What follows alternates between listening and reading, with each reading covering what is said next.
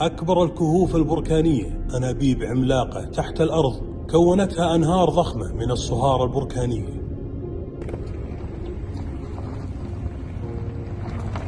انتشر خبر اكتشاف كهف عملاق يتجاوز طوله 3 كيلو.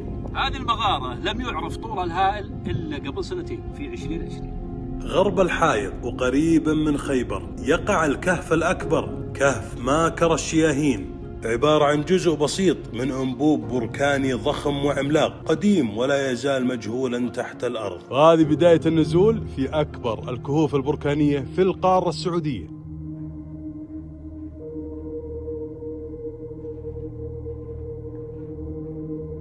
تخيلوا يا جماعة، الأنبوب البركاني هذا هو مجرى الصهارة البركانية، اللافا.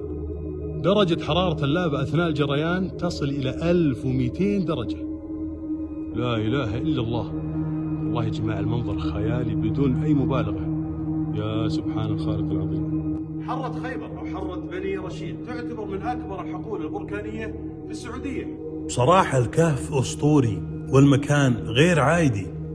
شعور الدهشة معك من دخولك إلى خروجك. الكهف متعرج، يضيق ويتسع، يرتفع وينخفض. تمشي داخل متحف للفنون الطبيعية، تجويفات صخرية وأشكال هندسية وأسقف ملونة. كيف كانت قوة وكمية الحمم البركانية أثناء تكوينها لهذا الأنبوب؟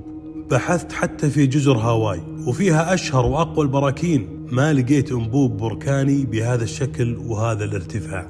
خلاص تقريبا احنا في الأمتار الأخيرة. أنت عندك ضيق. تيامن لا تيامن راح يمين. طبعا هي النهاية خلاص. تراك من الناس القلائل اللي وصلوا إلى نهاية الكهف الحقيقية. استمتعنا وبنفس الوقت جدا تعبنا، لكن جد المغامرة والله تستاهل. دخلنا يا جماعة في عالم مختلف وكوكب آخر. ماكر الشياهين أسطورة الحرة.